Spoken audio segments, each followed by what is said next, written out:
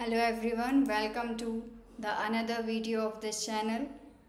In previous video we have discussed that what is chemistry, how do we study it and why do we study it. Chemistry की definition आपको clear हो गई होगी, chemistry को हम क्यों पढ़ते हैं ये आपको क्लियर हो गया होगा। इस वीडियो में हम डिस्कस करने वाले हैं development of chemistry and importance of chemistry. Development of chemistry का मतलब है कि केमिस्ट्री का डेवलपमेंट कैसे हुआ, पुराने समय से लेकर आज तक केमिस्ट्री का फॉर्म कैसे कैसे बदला। तो यदि हम डेवलपमेंट ऑफ केमिस्ट्री की बात करें तो एशियन टाइम में केमिस्ट्री वैसा नहीं था, वैसे नहीं पढ़ा जाता था जैसे आज हम उसे पढ़ते हैं। इसे दूसरे डिसिप्लिन्स के साथ में मिलाकर पढ़ा जाता था। 1300 से लेकर 1600 CE तक इजिप्ट, इंडिया, चाइना और मिडल ईस्ट में केमिस्ट्री एल्केमी और इलेक्ट्रोकेमिस्ट्री के फॉर्म में पढ़ा जाता था।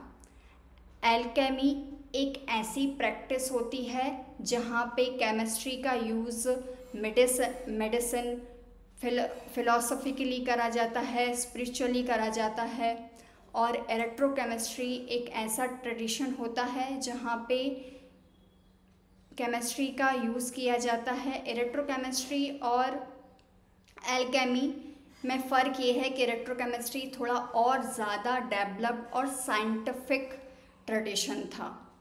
इस फॉर्म में एशियन टाइम में या मिडिवल टाइम में केमिस्ट्री को यूज़ किया जाता था, केमिस्ट्री के कंसेप्ट्स को यूज़ किया जाता था। इंडिया और चाइना का एक अपना ट्रेडिशन था एल्केमी को प्रैक्टिस करने का। एशियंट इंडिया में केमिस्ट्री को रसायन शास्त्र, रसतंत्र, रसक्रिया या रसविद्या कहा जाता था। केमिस्ट्री को जैसा हम आज देखते हैं उस मॉडर्न केमिस्ट्री ने 18th सेंचुरी से शेप लेना शुरू किया और ये यूरोप में हुआ। यदि हम बात करें एशियंट इंडिया की तो ancient India full of practical knowledge of chemistry था।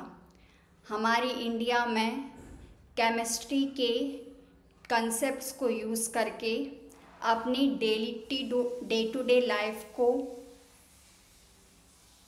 कन्वीनियंट बनाया जा रहा था। केमिस्ट्री का प्रैक्टिकल नॉलेज हमारे एशियंट इंडियन में भरपूर था। इसका एविडेंस हमें मिलता है आर्कोलॉजिकल फाइंडिंग्स ऑफ मोहनजोदारो में, जहाँ हमें बेक्ड ब्रिक मिलती हैं।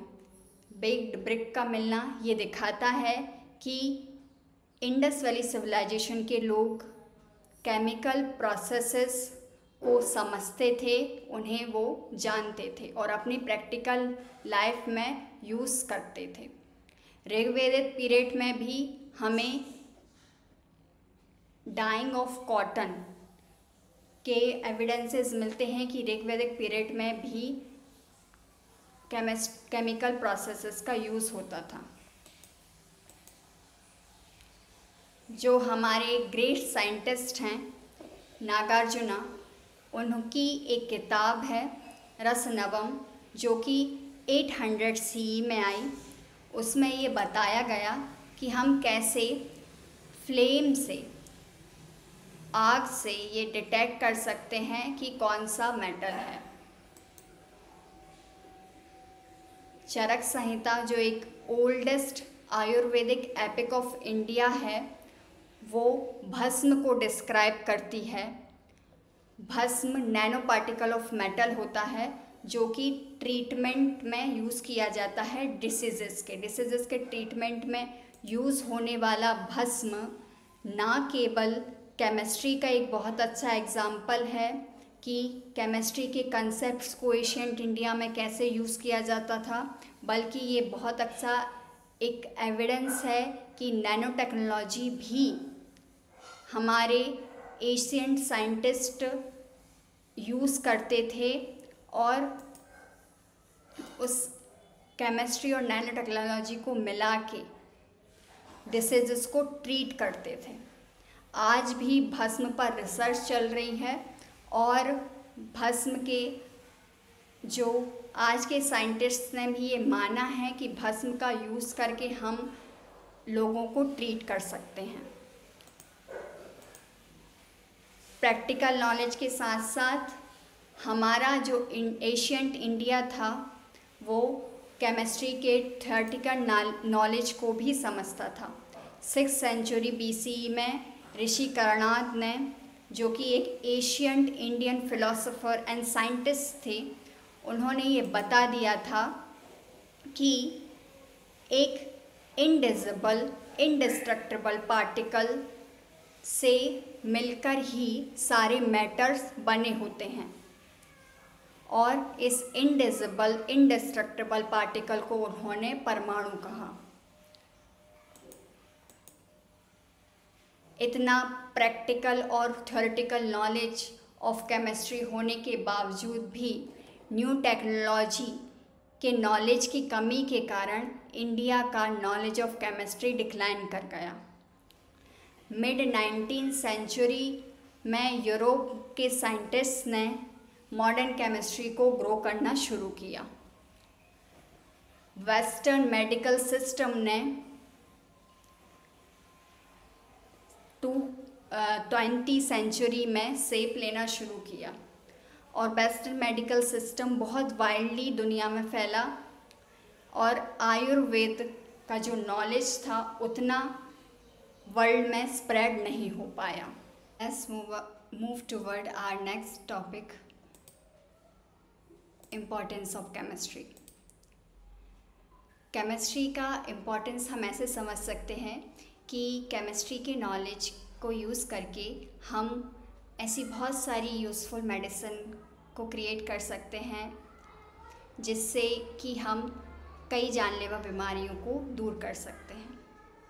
ये सिर्फ एक एग्ज़ाम्पल है, केमिस्ट्री के और भी कई यूज़ हो सकते हैं और इन मेडिसिन के एग्ज़ाम्पल हैं सिस्प्लेटिन एंड टैक्सोल, जो कि अफेक्टिव है इन कैंसर थेरेपी में, और एजिडोथाइमिन जो कि एड्स के पेशेंट के लिए हेल्पफुल हो सकता है। केमिस्ट्री हमें एनवायरमेंटल डिग्रेडेशन में भी हेल्प कर सकता है। एनवायरमेंटल डिग्रेडेशन जो एक प्रॉब्लम है उसके कॉजेज़ को समझने में केमिस्ट्री हमें मदद करता है और साथ ही में हम इस केमिस्ट्री का यूज़ करके ऐसे अल्टरनेटिव्स, सेफ़र अल्टरनेटिव्स भी ढूंढ सकते हैं जो कि एनवायरमेंटल डिग्रेडेशन को कम कर सके।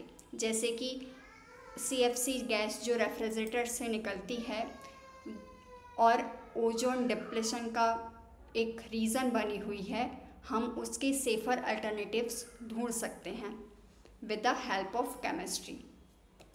और हम केमिस्ट्री का यूज़ करके जो आज के टाइम के केमिस्ट हैं वो ग्रीन हाउस गैसेस का भी अल्टरनेटिव ढूंढ सकते हैं और इन harmful gases methane, carbon dioxide, NO2 जैसी गैसेस जो कि ग्लोबल वार्मिंग के लिए ज़िम्मेदार हैं, उनसे हमारी अर्थ को बचा सकते हैं। इन्हीं सारे चैलेंजेस को से डील करने के लिए हमें क्रिएटिव एंड टैलेंटेड केमिस्ट की ज़रूरत है जो कि हमें बेसिक नॉलेज ऑफ केमिस्ट्री को अच्छे से समझने के बाद मिलेंगे और बेसिक नॉलेज ऑफ केमिस्ट्री को समझने के लिए बेसिक कंसेप्ट ऑफ मैटर को समझना बहुत ज़रूरी होगा। इसीलिए हमारा जो अगला टॉपिक है वो नेचर ऑफ मैटर होगा। हम अगले वीडियो में नेचर ऑफ मैटर को डिस्कस करेंगे। Thank you so much for watching this video and stay tuned. We will discuss nature of matter in the next video.